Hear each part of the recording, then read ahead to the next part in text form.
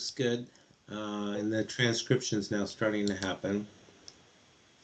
So that is a nice thing, you can take the transcription and drop it into the chat GPT and it can, summarize what was said kind of thing. Okay. Did it lose me? It's kind of putting me in and out now. Phasing me in and out, yeah.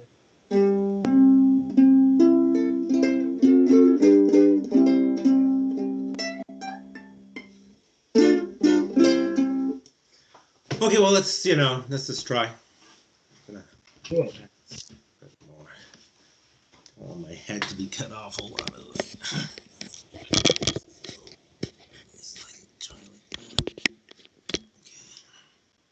There we go. Okay.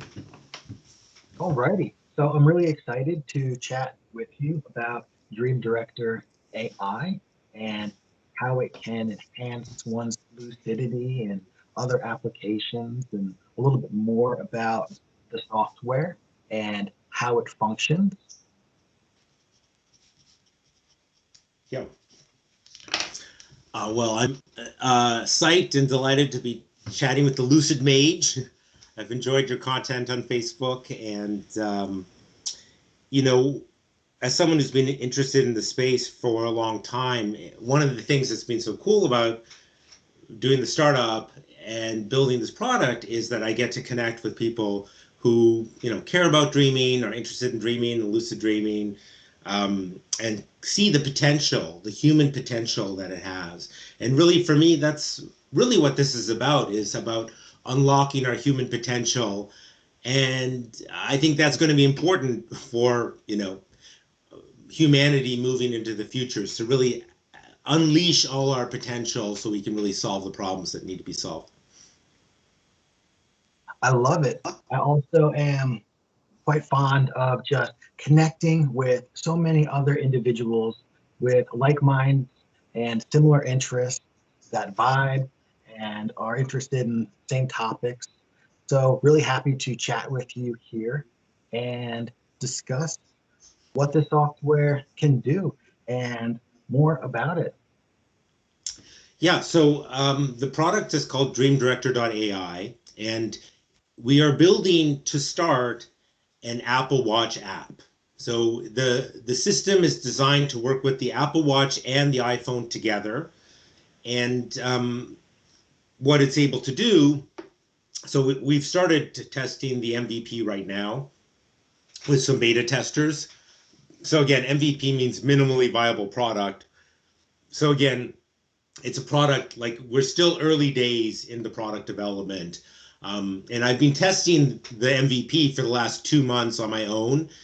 I'll just say that, I got into neuroscience because of my interest in lucid dreaming. And I read a book called Lucid Dreaming in 30 Days and did all the different practices. So, the mild and the wild and all that stuff. And sure enough, 30 days in, I had my first lucid dream. And it was amazing. It's such a peak experience and it's also a metaphor for life. You're in the dream, you think everything's real, you notice something a little weird, maybe you do a state test. Like for me, I would be pushing my hands through each other, and then you're surprised that it's like, wait, that actually worked.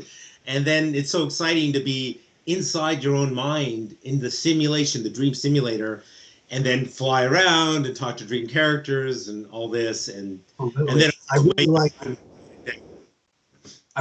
state test of pushing your hand through. I have had success with that one. One of my favorites is to jump, though, and try to levitate. You look silly doing it in waking reality. You don't want to do it by other people unless you want to look like a nutter. But if you're alone, just try to manipulate and play with gravity. Just kind of jump up a little bit while setting an expectation to float or perhaps fall back down slowly. And a lot of the time, that's what will happen for me in the dream is I'll jump and I'll stay in the air, or I'll float really slow back down. And that just serves as a lucidity trigger for me to be like, I'm definitely dreaming. And I can flap my arms a little bit and start to go up even higher. There's so many cool experiences that are accessible through lucid dreaming. And, lucid dreamers have been waiting for 20 years for technology that is accessible and that works. And I'm one of those lucid dreamers too, right? I remember reading about the Nova Dreamer and being like, and it was like really expensive. It was like 2.5 grand, to buy one. And so, of course, I never did buy one. But I did read, Dr. LaBerge's articles, and he's, talked about the dream light and written about it. And I've seen him speak on it. But again, and one thing that's a little bit sobering is if you actually look at the landscape for lucid dream induction devices, it's like a graveyard with all these different failed attempts. And part of it is that different products have had high price tags, and so they haven't been commercially viable because they required users to spend a lot of money on an unknown technology. I And remember, I remember when I was younger, probably like 17 or 18, when I first purchased, I think it was the old school Remy. It was like yeah, $250. Back then, that was a fair amount of money for me. I was like, "Oh, $250. This is like two whole paychecks. I really hope that this device works." And I was a little bit disappointed in it actually. Did I have some success with it? Yes, but it was so random and sporadic, and yeah. I feel it ruined more lucid dreams than it actually helped to create or induce, because I would be in the dream, lucid already, and then all of a sudden, red Yeah, flashing, red red. flashing. Yeah. Wake up and be like, "Oh, darn." Yeah. I mean, I've had a Remy as well. I mean, I think it works pretty good as a sleep mask. So if you just want a sleep mask, it's kind of expensive for a sleep mask. But the problem with the Remy, from my perspective, and again, I got a PhD in neuroscience, like sleep and dreaming is one of my areas of expertise. It's not targeted, right? So you're just flashing red lights kind of more or less randomly throughout the night, hoping to hit a REM period. Um, and so, that can disrupt your sleep. It's just not, it's not optimal. Um, with our product, so our product, again, it uses, instead of trying to sell you some specialized hardware, it's basically built on the Apple Watch. So you've got the Apple Watch, it's working with the iPhone, and what it's doing is we use a machine learning model to detect when you're dreaming based on the sensors in the Apple Watch. And if you have an Apple Watch or Fitbit or other wearable, you know that you can get what's called a hypnogram, right, which is like a snapshot of your night of sleep, and you can see where you were in REM and when you were in slow wave sleep, etc.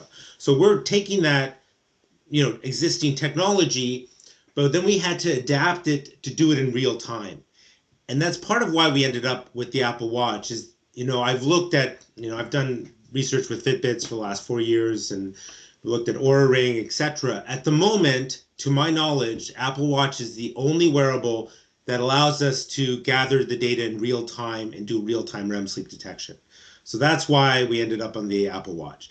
It also helps that there's 120 million Apple Watch users. So it means there's at least a big enough potential user base that you could build a product and it could be commercially successful. And so what we can do is we can, or the way the app works is, we are interested in two levels of functionality. One is lucid dream induction. So that's for all the lucid dreamers out there. It's about playing cues that are going to give you, a hint or, initiate to hint or that prompt you to initiate like a state test to see if you're dreaming. And it could be like the hand, through each other, or look at a watch or whatever. So that's the lucid dream functionality, but there's another level of functionality just below that, which I call dream directing, hence Dream Director. You could also call it dream engineering or dream hacking as well. And this is all about just leveraging dream incorporation to bias the dream in the user desired direction. And why is that important and interesting? Well, I'll just say there are people that lucid dream a lot, like this every night, and they report being more tired, that they're kind of tired from their whole exhaustive night of lucid dreaming. And Really? so, so I would, so, you know, when it comes to developing a product, you want to that is involved in sleep, you want to protect people's sleep. So the way we do that is we allow you to set a window during which the stimulation will occur. So most users, they're going to want to sleep through the first half of the night, and then it's going to be like the late morning when you get a lot of your REM sleep. You're basically going between REM and stage two. That can become the dream playground where we can basically have the app prompt you. Now, that said, it is possible to just have it detect all through the night and hit every REM period. And I know lucid dreamers that are interested in that. And I know I used to do that. Like when I was, really lucid dreaming a lot, it'd be like you could sometimes wake up, 3 times out of different lucid dreams, times a night.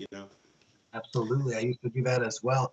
And I totally know what you mean about the reference to dreamers being sleepy in their day afterwards, like not feeling recharged because it was almost like they were awake while asleep and they didn't get the same recharge. Back when I was practicing to the point where I was almost addicted to the practice, practicing during the day and evening and night, it was actually draining. And even though I was sleeping, I wasn't really fully recharging. I could feel that. Yeah. Yeah. So, I mean, with our product, there's sort of three main problems I want to solve for. So one is with any type of dream work, you're going to wake up from the dream and then you have to fall back asleep, right? So one is to solve the sleep challenge, and that you can solve that by Hard, certain by areas. the later morning. And then also we have plans to build in functionality to help people fall back asleep. So it could be like pink noise or brown noise or some kind of cues that after you've recorded the dream report, you can fall back asleep. So the sleep is one problem to solve for. The second problem to solve for is remembering the dream capture. So you can have amazing lucid dreams, but I know from experience, you need to write that down or you need to capture it somehow. Otherwise, the dream is forgotten. And in fact, almost all dreams are forgotten, right? In our society, people are having amazing experiences. They wake up from it, but then it's quickly forgotten. So the way we've solved that is we can actually record the dream report right from the watch. So you wake up from a dream, you press a button on the watch, you speak into the watch, so you don't have to reach for your phone, you don't have to leave your bed, you don't have to turn on a light, you don't have to grab a dream journal. You speak it right into the watch, and the watch automatically does voice to text into your dream journal. So you've captured it, and it also records the audio. I'm a musician, right? I'm always walking around playing the ukulele. Sometimes I'll have dreams where it's like songs will come through. So you want to have access to both the audio and also the written report. So that's the dream capture part. And then the last part is the content, dream content. When you start recording your dreams, you notice that you're having all sorts of really far out experiences, like with people from 20 years ago. And a lot of it is anxiety producing. So, for example, like a dream, I sometimes tell people about this dream I had. I had a dream where I'm going to some meeting. I park my car. I start walking towards the meeting. And then I'm like, you know what? I really should park closer. And then I spend the rest of the dream just looking for my car. And of course, there is no car. It was all just a dream, right? And so instead of, using our marvelous dream simulator to simulate me wandering around looking for my non-existent dream car, why not use it in ways that are either fun or that actually enhance our waking lives?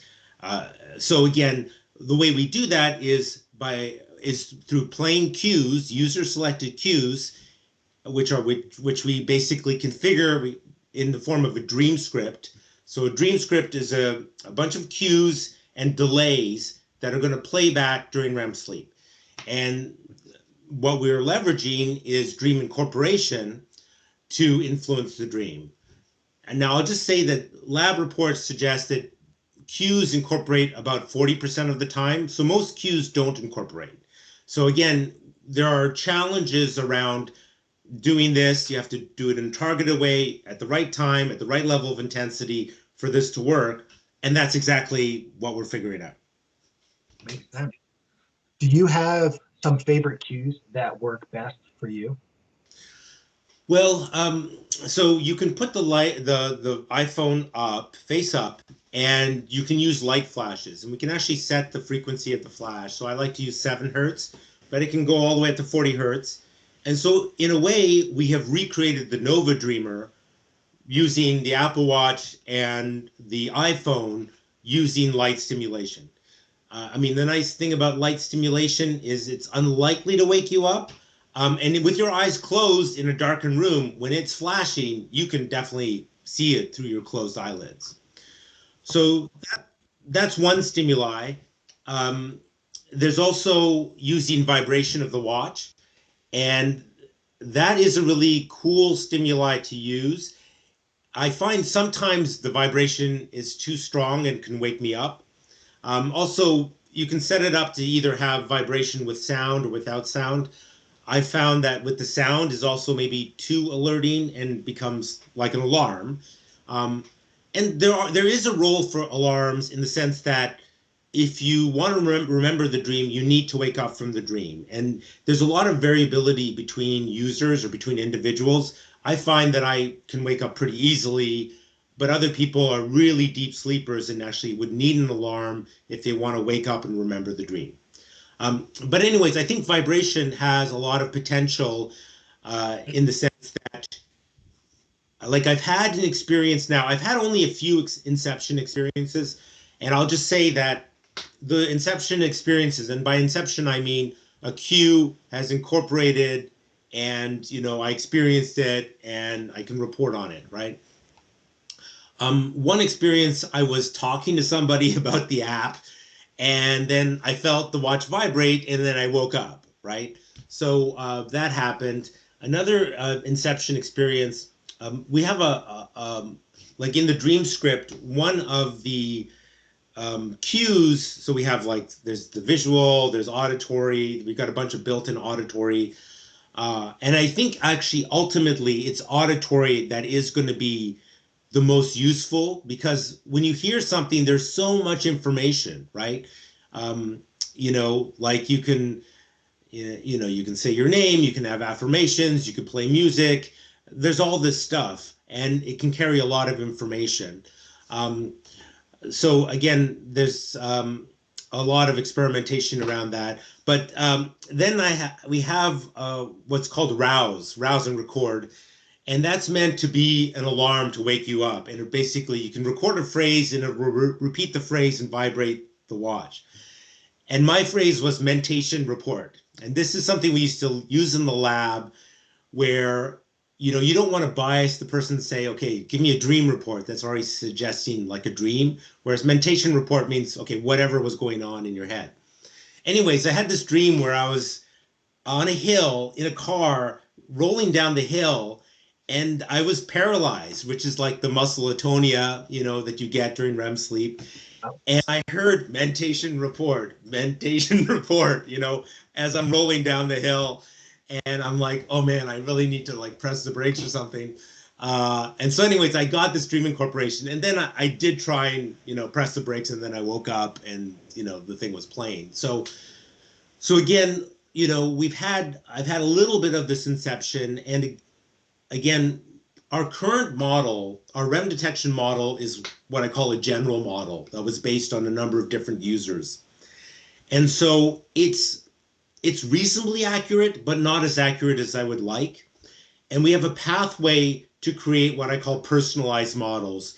And this would basically use data from the Apple Watch that we collect over, for example, the first week or so, that we could use to enhance the model and tune it to your specific sleep cycle and your specific, the tells that you have with respect to your heart rate and movement, etc., regarding when you're in REM sleep. So there is a pathway to create a much more accurate, scalable model, and we're working on it.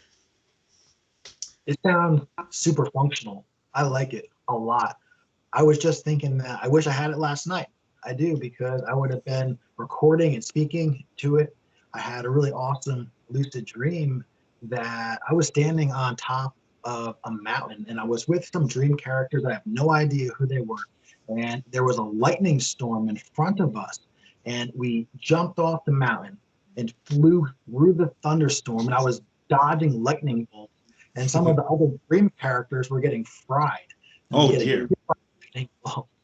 So it's actually pretty exciting and just exhilarating. Really, I woke up. It must have been early, like 5:30. The sun was barely up yet, and I told myself in my mind, I don't want to forget this. That was so fun and so different. I've probably flown 100 times, but never through a thunderstorm, so it was different. So it would have been really great to be able to just speak that into the Apple Watch. Love it.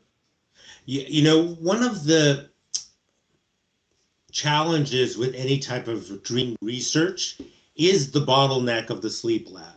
So, I often refer to the work by Conkley et al. 2021, where they had lucid dreamers and you know, they they waited till they were in REM sleep and they got the EEGs on, and then through a speaker they would be like 2 + 2, and the lucid dreamer would hear this in their dream and signal with their eyes the 4. They would give the answer, right? And this is one of the first examples of real-time communication between a dreamer and a waking experimenter. But anyway, I mentioned this because that paper, like the number of participants was like 20. Okay. So what's cool about our app is it creates a scalable way where we can say, like, we capture the sleep hypnogram and we can say, hey, on this day, February 20th at 5 in the morning, you were in REM sleep, and then boom, this is, here's where the cues play back. Here's where you woke up and gave your dream report, and here's the dream report. And so it's going to enable a much more kind of rigorous learning and experimentation with what we can do with dreaming, and we can say, hey, this dream report was captured right at the source. Here is the transcript right there. I think it's going to mean that we could, like, you could imagine people could, and of course this would all be voluntary, but could participate in experiments. You could get hundreds of people trying to have specific types of lucid dream or use specific dream script, etc., and we can see what works, what doesn't. I think one of the first dream scripts that I would probably try to work with would be Tropical Island. Have it playing the sound of waves just crashing and relaxing waves. Maybe like a couple birds chirping there, just visualizing the island. I love it. So many times I have found myself aware within the unaware on the island, and it's just one of my favorite places to go. I have my own little retreat within my mind. And yeah, that's what I would use it for sure. Would it be playing relaxing sounds, waves, birds, while I'm visualizing myself there, trying to feel the sand underneath me, reaching out, trying to feel it. A lot of the times you can go from the darkness to your dreamscape through visualization and trying to interact with the environment where you're trying to go.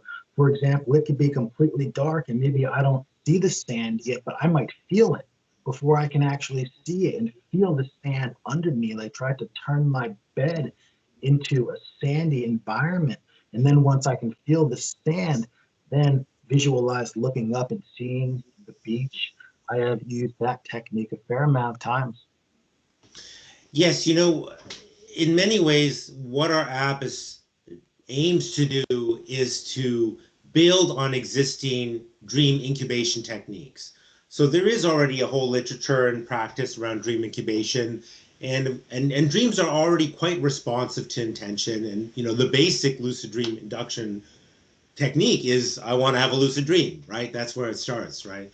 And in fact, often I'll be talking to people about lucid dreams, and then they have a lucid dream that night just from the Yep, conversation. So you don't have to wait 30 days. You can, like, just have them, spontaneously by just having the intention and desire. Um, absolutely. so, with our technology, what we can do is we support that dream intention by adding cues and specifically cue playback during the dream.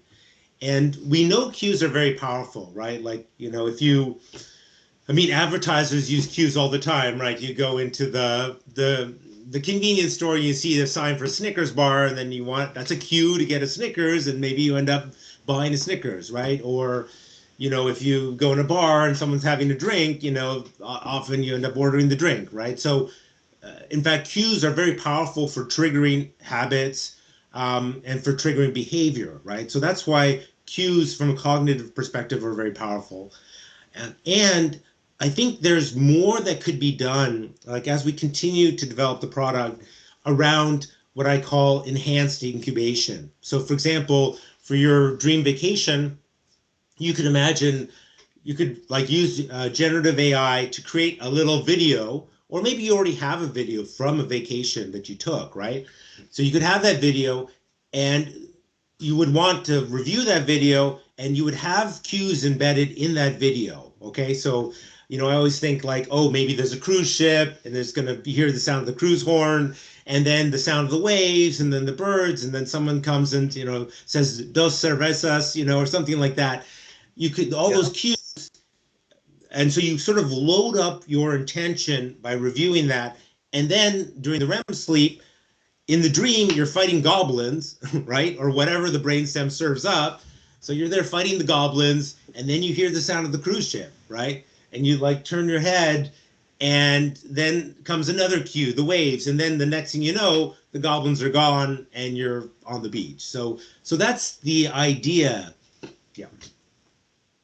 Love it. I really like the part about the AI generation as well. I know that AI video technology is advancing. It is available now in short form videos, like 4 seconds or so, maybe a little bit longer, but it's developing quickly. So it would be really exciting to be able to record a dream, work with the app, and actually see the dream, or at least a generation of it, and that can be used to help bring us back there again and again. We can view it throughout the Yeah. day. We can visualization exercises with it, really paint the picture in our mind of being back there, and then plan what we want to do the next time that we are back there. Do we want to continue an existing experience there? Do we want to have a completely different experience? Maybe we will become aware that of we're dreaming on the island, but then go fly off and do something completely different. Just because we become aware on the island doesn't mean we have to stay there. It can just be the cue and then move into something else. Yeah, I'll say that with the dream scripts, one of the most important parts of the dream script is the delay. And the delay is the time when you're just kind of free dreaming based on, whatever's going on in the dream and whatever cues, right? So you don't want to overload cues. You want to have just the right amount, and you want to have some free time in between. And I expect that, it turns out what we're building is a kind of dream tool, and there is a learning that happens when it's sort of state dependent learning, if you will. Just like lucid dreaming is also state dependent learning. Like I would suggest that, when I first started flying in lucid dreams, often I would get stuck in, like there's like electrical lines, or like I'm flapping and it's not really. But then over time, you become quite proficient, and then it's like no problem. You're just zipping around. Um, Entangled in wires, and stuck in trees, yeah. can't land.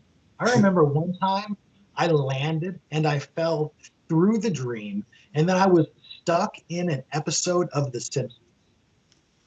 And I was aware, I was lucid, but I couldn't change the situation. I couldn't fly out. I couldn't get away. I was just there in an episode of The Simpsons. That sounds pretty cool. It was pretty interesting. It was good. I will say that right now you can, like I have been able to visualize a dream by I recorded it into the watch, and then in the app you can just press a button and it'll copy the dream report. And then I went to like ChatGPT, or either ChatGPT or Bing, and I have them. I paste it and ask the AI to summarize it. And part of the reason that's important is when you're like, it's like 3 in the morning, there's lots of ums and likes and all these kind of filler words because you're like Half asleep. sleep, right? So you want to get all that basically removed. Um, so you then summarize it in the AI, and then you take it and I put it in Mint Journey, and you say to the AI, I want you to summarize this for visualization in generative AI. So then it gives you the summary. You then take it to the generative AI, and it creates a picture. So I have already done those steps, and certainly that already exists now and is accessible to people. And a pain point for dreamers is here you've had this amazing experience, and then you say to someone, "Hey, you want to hear my dream?" And they're like, "No, I'm going to pass." Right? Like Holy, yep. it's a pain point. Now there are people that do want to hear your dream, and that's part of why we're building our community of dreamers. But my point is that visualizing your dream at the moment it's like images, but eventually it is going to become video, short form video. Then I think it's going to create this much more engaged ability to share our dreams with each other, and also if the dreams have associated with it a dream script that was effective, you could imagine people could like share dream scripts with each other. They could see each other's dreams. They could use cues from maybe a visualized dream to like have a dream script. So I see it kind of helping unlock the social dimension of dreaming that's possible. And I'll just say that in many ways we're all having the same dream. Like they're very varied. They have certain formal features because of the neurobiology, which is difficulty remembering. There's often these sudden scene shifts. There's often vestibular imagery or body sensations. Often there's very strong emotions, um, and of course lack of critical thinking. These are all features of the neuroscience of REM sleep that contribute to those that that contribute to making dreams the way they are. Um, and again, we're having so many varied experiences. Part of what I expect will happen is as we start to create a way to capture dreams, share them with each other, we're going to find that we're all kind of having the same kind of dreams. Yeah. Awesome. You had previously mentioned that you have a Discord as well, right? A community where dreamers can go and chat, and talk Yeah. about dreams and the app. What was, So So at the moment we've just started the Discord like earlier this at the beginning of the month, and we're using the Discord to start by for our beta testers, right? So at the moment the focus is really on beta testers, and again, it's a work in progress as far as making the app as simple and easy and intuitive as possible. And we're iterating with the beta testers on that. But I see that as the beginning of our community of dreamers. And I'll just mention, Midjourney, right? They got started and they still have a Discord interface. And in fact, on our Discord, we have a Midjourney interface so beta testers can visualize their dreams by just dropping them in. So there's that. I'll also mention Tech for Dreaming. So there's this great group called Tech for Dreaming. They have a Discord channel as well. If you're interested in that, you can just look them up. Um, uh, so again, what's happening now is we're building it with the beta testers, and then eventually we're going to open it up to our users. And the plan basically is we're doing the beta testing now. I want to do a crowdfunding campaign in like May or so that engages with the Lucid Dream community and basically, sells the beta so we can raise money to get onto the Apple Store by August. So that's the goal. And then once it's on the Apple Store, it'll be available to anyone with an Apple Watch, and they can, pay a subscription and, get to their lucid dreaming, directed dreaming, etc. awesome. I'm gonna have to get an Apple Watch. My partner actually found hers the other day. I thought it was broken, but it was just MIA from the move. So I do Oh yeah. have one now, but I don't have the device. So I might need to also get like a little tablet or something, or maybe I can Yeah, borrow her watch or get my own. Either way, I really want to give this a try for sure. yeah. I mean, in principle, we could make it work with an iPad. But you know what we've been testing so far is with the iPhone Uh, and the Apple Watch. Yeah, and it has to be. I mean, there are certain restrictions. I mean, it needs to be able to run.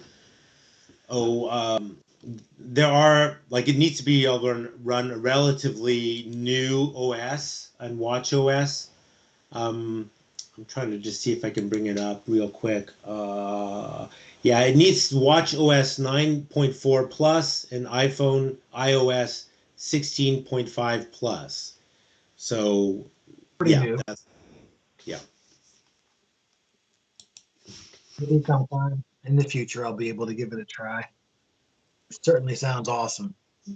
I think that I would have great success with it between all the different functions and what it does. I'd be using it in a lot of different ways for sure. Yeah, you know, I think part of what is the potential of the product is that in addition to enhancing dreaming and dream capture, this it also is kind of like a sleep co-pilot. And so there is functionality we want to add, like I said, to help people fall asleep faster. And I'll also mention I do have two hardware prototypes in development. Now, hardware is so much more difficult than software, which is why we started with the Apple Watch app. But our two hardware prototypes, one is a sleep mask that would, you know, detect heart rate and accelerometer, but also could detect eye movements. And I call it the eye movement detection mask. And the idea there is that it could allow us to push to Android. So we would have our own then hardware that could detect REM sleep. And again, a sleep mask, you know, the Apple Watch is not the optimal sensor array. The optimal sensor array would also include detecting eye movements because, of course, rapid eye movement sleep, right? REM. Um, but moreover, the eye movements, by being able to detect eye movements, the sleep mask could also act as a dream joystick for the dreamer. So the dreamer could be in the dream and with their eye movements could signal to the app to either turn on a cue, turn off a cue, etc. Wow, that just like that would be amazing. You The know, potential there for sure. There's so much potential with that. so I'll just say that enough, we have reached a tipping point for lucid dreaming, is my opinion. That enough work is being done in the lab, that lucid dreams have been verified, and you know we know it's real. We know it's super interesting. I mean, scientists who are interested in consciousness, lucid dreaming is like a fascinating and unique brain state that you know the research is being hampered because it's hard to induce lucid dreams, and you know not that many people have them, so that's what's held back research. But my point is that our product, DreamDirector.AI, it's actually part of a wave of dream technology that's going to be coming, and I want to just be part of it. Right? There's a critical mass. There's enough lucid dreamers now who know what lucid dreaming is. Now we have wearables are everywhere, and the phones are everywhere. So that's our sleep mask. And the other product that we've been developing is a rocking bed. I call it a motion bed. And the motion bed, basically, we have a prototype, and I've got an engineering group at Acadia working on the current prototype. It's basically like a panel on top of another panel, and the top panel's on rails, and it's got an electrical motor, and it can rock you to sleep. And the thing with rocking, sleep rocking, is it's not for babies anymore. There's evidence that grown-ups can benefit from sleep rocking too, in terms of falling asleep faster and sleeping better. And what we could also want to do is have the rocking bed or the motion bed integrated with our app. So you could, you know, you wake up from a dream, you record your dream report, it rocks you back to bed. Now you're in a dream, and in addition to light, sound and watch vibration, we could also rock you during the dream as another dream cue. And I have my own research has shown that rocking, there's some evidence that rocking might enhance lucidity in the terms of like overall brain stimulation, but also sometimes it does incorporate in the dream as well. And I remember I did a study years ago. The person, their dream report was they're in the dream and they started to move back and forth, and they turned to the dream character and they said, "Why is this happening?" And the dream character said, "We don't know." Anyways. Rocking is one of actually my favorite exit techniques, or a part of it for wild lucid dreaming.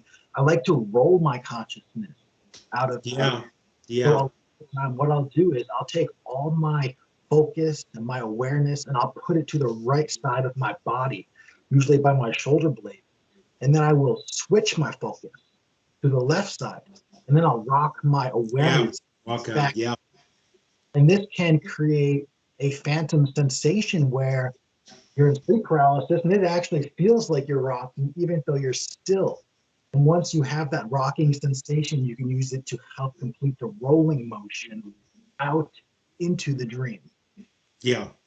Yeah, I totally know what you're talking about. Like, especially when I was really doing this really hardcore, you wake up from a dream and then you lie there really still and breathe. And lately I've been doing this kind of cyclic breathing where I breathe in twice, like, and that breathing slows down your heart and can help you fall back asleep. So that's the thing I learned from Dr. Andrew Huberman, his Huberman podcast. So again, breathing can be very effective as far as regulating your internal state. But I know what you mean, where you lie really still and it's like your body basically falls asleep, but your mind is still awake. And then you're moving your hands around, but your body, of course, is not moving. And I mean, also, people talk about that I've heard calling it was phantom wibbling, where it's like you can feel a sensation that's not actually there. Yeah, it's like a phantom limb experience, for sure. I mean, we've got on your brain, there are the motor systems there that have a whole map of your body. And so it's a mix of the muscle atonia inhibiting your body, but then activation of these motor systems. These are all cool, very cool techniques for sure. And this is part of what I'm excited about with the community of dreamers is, again, the goal is to have a whole group of users using the product. And again, there's so many different use cases and there's so much individual variability. Like some people are sounder sleepers than others. Some people, wake up really easily. People are going to have different preferences regarding the level of stimulation, etc. So there's a lot to kind of talk about how to optimize the product for your specific use and also use case. One thing I'm really interested in is applying the product to skill learning and especially like athletics. So for example, my son plays basketball. It'd be fun to have, a basketball player, like you could have cues like, the sound of the basketball, the sound of the whistle of the court, dream about playing basketball. And there's some reason to think that, well, there's a theory called the threat simulation theory of dreaming. And that's by Revon Suo. It was in 2000. And his theory is that we evolved dreaming on the plains of Africa. Our ancestors dreamt about the saber-toothed tiger, and they practiced throwing the spear, they practiced running away, they practiced hiding, and that those skills they practiced in the dream translated into better performance during wake, and they survived better. And as a result, we now all have anxiety dreams. That's the theory. And it would suggest that skill practice during dreaming could lead to enhanced performance during wake. It's a theory. We know that visualization is actually very effective at enhancing performance. There's a study done showing that even visualizing lifting weights, just imagining it, actually leads to more innervation of the muscle and people get stronger. And you can think about dreaming as the ultimate form of visualization. That is so incredible. really the power of the mind. Wow. I've never heard that theory before. I'm going to have to look into that because that sounds really interesting. It does then segue into PTSD, so post-traumatic stress disorder. The main symptom is repetitive nightmares. And the main problem is people wake up from the nightmares and then they can't fall back asleep. And then that kind of undermines their sleep, and then they're basically a mess, right? Yep. So the idea is people with PTSD, it's like the threat simulator is fully activated. So most of us, we live in safe environments. If you haven't been really exposed to like a really strong trauma, it's like the threat simulator isn't totally turned on. But people who've been in war zones, etc., they end up, well, we call it PTSD, but it's basically, in a way, it's the brain trying to prepare you for the next emergency. But if it disrupts your sleep, then that's a problem. I remember reading something about how many times the term PTSD has changed over the last like 100 years. When it first started off, it was like shell shocked, and then there was a couple other, and then it was something else, and then PTSD. It was all the same, but it's just the name just keeps on changing. Yeah. One thing else I want to say about PTSD is there's also something called PTG, which is post-traumatic growth. And I'll just say that, many people, like we have in life, like our challenges, our failures, etc. And often we learn more from those challenges and failures than from the successes. And so um, it does, I'll just say that, you know, the trauma or these challenges, it doesn't have to turn into PTSD. Sometimes people can find meaning out of it and it can turn into this engine for growth. So there's also Absolutely. causes. The Yeah. dream state is used for personal development and growth and even conquering PTSD, for example, by having conversations with ourselves while aware with an intention to actually get to the bottom of it and get some answers. The subconscious mind is something like 30,000 times more powerful than the conscious mind. So says Google. I don't know where they get that number from, but I think the general is a lot more powerful. And we can actually have this conversation with this higher power, really a force from within that has so much knowledge about us. They say that elephants never forget, but I think that really the subconscious mind, it never forgets. It stores so much information and puts it in the conscious mind. Uh, I guess I would say that the Right. true potential of dreaming is unknown. It's For unknown. sure. And part of what I'm hoping to do with our product is to create a framework for really allowing a user to explore their dreams, capture the dreams, stimulate their dreams, direct their dreams in ways that they want to go. Um, and again, people have all sorts of experiences that get reported and paranormal experiences as well. The challenge with trying to study anything paranormal is you know to try and get that to happen in the lab in a way that's consistent, that you can really say we've captured something, is really challenging. And that's part of why being able to say, okay, we can say you were in REM sleep, we captured the dream report at this time. That is going to be a game changer for helping to kind of reveal, okay, well, what are the potentials and limitations of dreaming.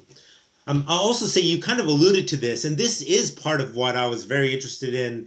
I mean, I'm a neuroscientist, but I teach psychology.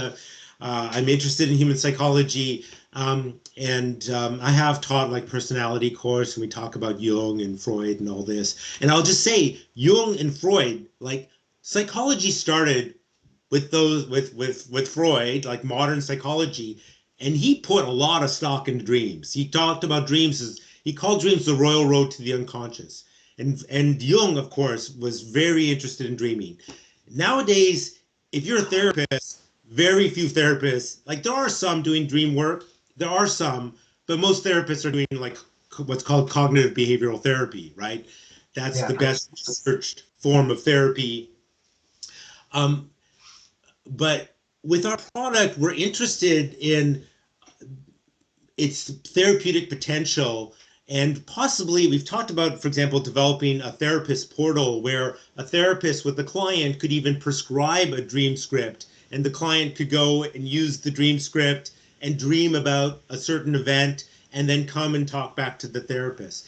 So, again, that's a direction I want to go. There's a lot of validation that needs to happen, but it would be fascinating if we could actually bring dreams back into the therapist's office as a kind of mental health tool. So, and again, I will say there are, of course, right now, Jungian therapists, there are people doing, different types of dream therapy, but they're a small minority. I mean, they're the people who are, Bad. the lucid mage, but it's not the majority. But suffice to say that with this new dream technology, it opens the door to a much broader societal adoption and application of dreaming to like a whole variety of waking life challenges. Wow. Really well said, Ken. I'm looking forward to giving it a chance if I ever get the opportunity. I'm hoping I just got to get the right device. When it comes to Android in time, though, if it does, I'm gonna be on like that. Yeah, Like at that. the moment, the Android, again, the challenge is, and this might change, right? The whole wearable landscape is, the whole technology landscape is really constantly changing and evolving.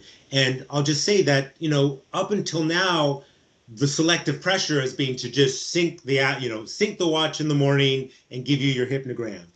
We're pushing into new functionality, which is around, dream directing and lucid dream induction.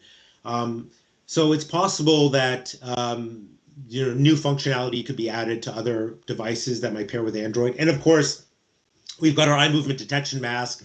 I mean, that's at least a year away, uh, but it would allow us to get to Android, and it would provide the most accurate way of detecting REM sleep.